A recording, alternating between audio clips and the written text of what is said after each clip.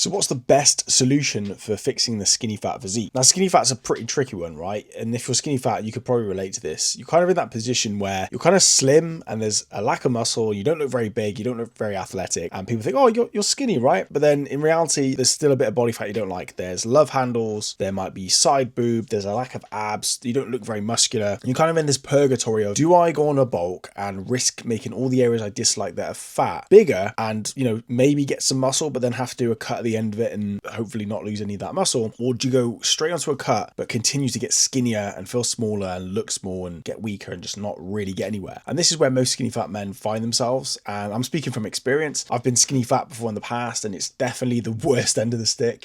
Some people kind of got the big muscular rugby player kind of build. If they go on a calorie deficit, they're not really going to lose that much muscle, and even if they do, they're still going to look pretty built, right? So they can look amazing just with a small change. Or if you're absolutely flat out shredded but you're skinny, you can go right onto a bulk. Even a dirty bulk might be okay for this kind of person. But if you're watching this video, you've probably searched in YouTube how to fix skinny fat. What do I do? Where should I start? Because if you go to anyone else, they're just going to tell you, oh yeah, just do loads of cardio and eat less carbs. But you're like, well, I don't want to lose any muscle and I want to get big as well. So what do I do? And then there's the other issue is if you try and do both at the same time without really knowing what you're doing, you're kind of chasing two rabbits at once. And if you chase two rabbits at once, as the phrase goes, you'll catch neither one. So just for context as to why you should even listen to me, I'm just going to put up on the screen here a bunch of people that have actually helped fix their skinny fat physiques, and their struggles were very similar to what you might be struggling with. They're not sure what to eat, they're not sure what kind of training program to do, how much cardio to do, when to adjust their program, what to start with. It kind of becomes this whole, you get this paralysis by analysis. You just don't know where to start, so you either procrastinate and don't do it, or you just jump and do something that might be quite wrong in the first place. And no one wants to put in all that effort.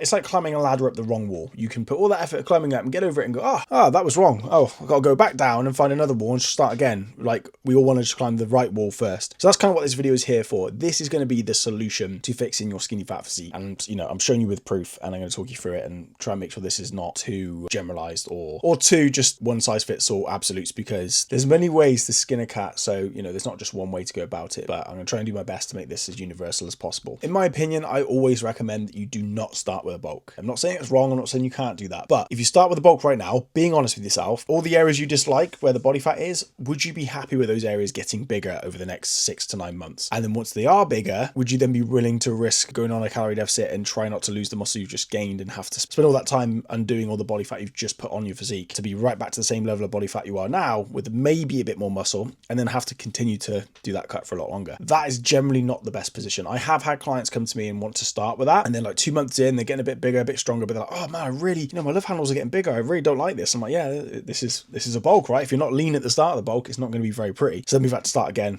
and go straight into basically a cut. So my recommendation is to start with a body recomposition. And without making that sound fancy and fluffy and cool, it's just a cut. Right, it's a cut, but we do it very slightly different to the conventional cut. Now, a typical cut, as you probably know, you just eat less calories, you do loads of cardio, maybe lift some weights, great. But in the details, we need to make sure there are a few things getting done properly. First things first, we don't want the calorie deficit to be too large. If the calorie deficit is really large, you're talking like 1,000, 2,000 calorie deficit from what your maintenance is, then it's very likely you're going to lose muscle tissue, get smaller, get weaker, your recovery is going to be rubbish, and eventually you'll just burn out and binge and fail on your diet, right? It's too extreme, too much, too soon. So a better solution is to aim for a smaller calorie deficit. So I'll just do some really quick maths, right? Let's say your maintenance is 2,000 calories, 500 calorie deficit, bosh, 1,500 calories. Probably going to be a hell of a lot higher than that. Most people's maintenance is going to be higher, right? Especially depending on the kind of workout routine that you might be following. For argument's sake, we want a 500 calorie deficit purely just because 500 times 7 days of the week is going to roughly equate to about 1 pound of fat. 500 calorie deficit 7 days a week is going to be 1 pound of fat lost, which is great. Now, we could go for a smaller calorie deficit, 250, fantastic. You'll definitely have better performance and recovery, but the smaller the calorie deficit, the less room there is for error. And you want to be tracking your calories, to be quite frank, because if you're not, you don't know and you're just doing guesswork, and no one wants to prep chicken, broccoli and rice and live off of that. And even if you are cool enough to be able to do that long enough, guess what? Are you going to do it for the next,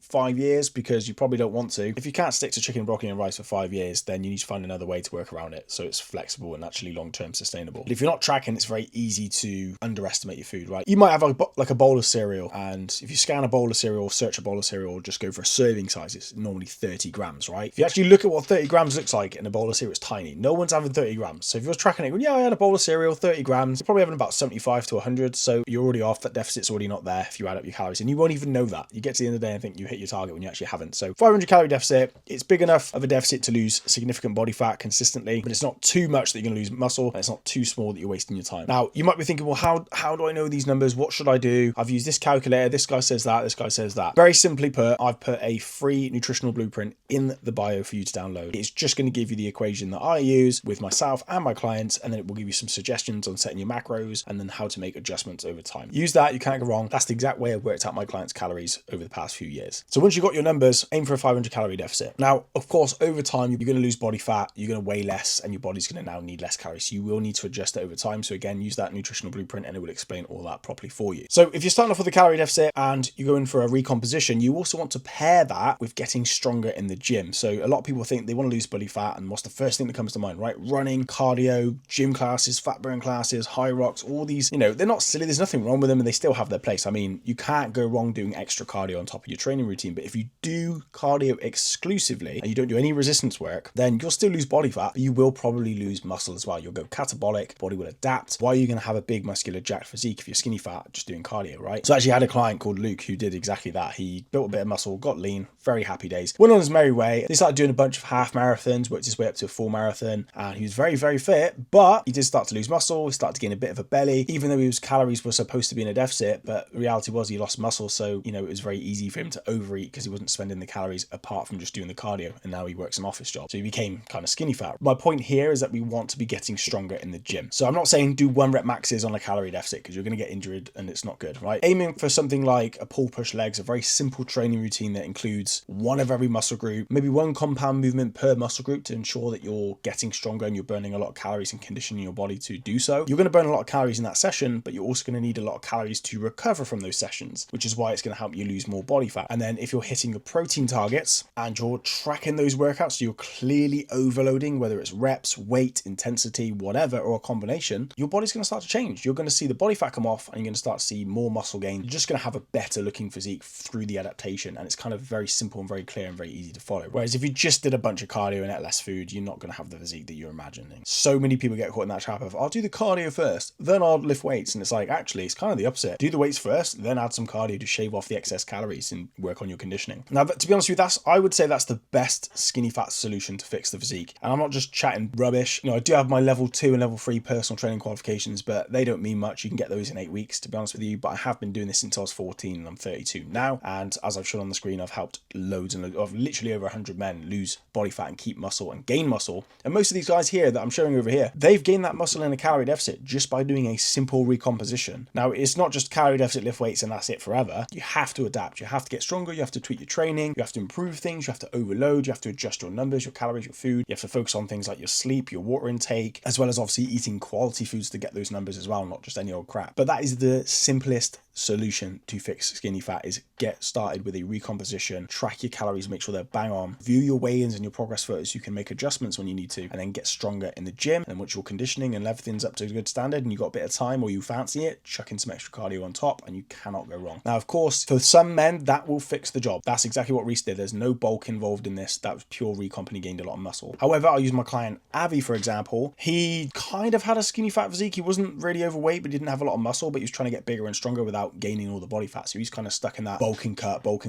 add 10 pounds, lose 10 pounds. Oh, I look the same. Great. Let me do that again. And I've done that as well, right? I call it like the bro cycle where you bounce from cuts and bulks. Now, with Avi, it was the case of we wanted to do more of a main gain. We want to spend the majority of the year bulking. So when he first started, he was quite lean, quite slim, as you can see. And we went on to a reverse diet. So basically building up his calories to his maintenance whilst increasing the volume of his training. And then we went into a surplus, focused on muscle hypertrophy training, and was really hot on the tracking of the food, but also the workouts, making sure that every rep counted, that the form, the control, the tempos, the frequency and volume, everything was slowly progressing and improving, and then we built it around his build. You know, his chest was a strong point, but his shoulders weren't. So we had to focus on his shoulders and a little bit less on his chest. So it kind of had to adapt with his physique development. Fast forward to now, obviously he's gotten bigger, stronger, and leaner. The general fix of a skinny fat is to do a recomp first, lose body fat, and try and gain and keep as much muscle as possible, depending on your genetics and starting point and build and how much time you have to commit to the process. And then once you're lean enough, reverse diet and start going into a lean bulk. That way you can gain muscle while starting with a lean foundation, which means two things. One, you can bulk for longer because you're lean as possible at the start. And two, by the time you get to the end of your bulk, however long that may be for you, you're still going to be pretty damn lean. You only need to do a mini recomposition at the end of it just to get back to the level you were whilst being bigger, which is how Avi did it as well. And this is the kind of approach I've been doing over the past few years to kind of stay lean as possible throughout the year, but still be very flexible with training and nutrition so it's sustainable long term. That way I've continuously been able to add a bunch of muscle while staying very, very lean. I'll just put some photos up here for some context. So, you know, instead of being confused and jumping around and trying to take all the supplements and do everything at once and copying like all the guys that are on gear and steroids and thinking you're going to look like them, just simplify the process for you specifically. Being specific to your goal is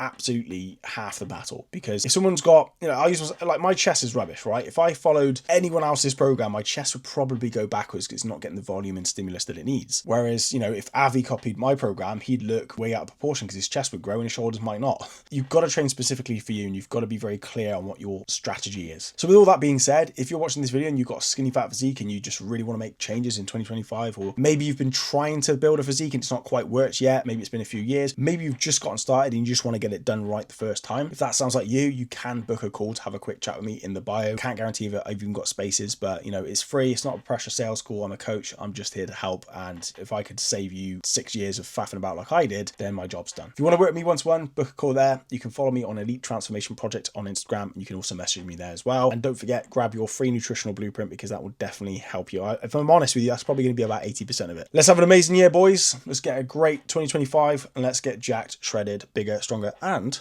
leaner.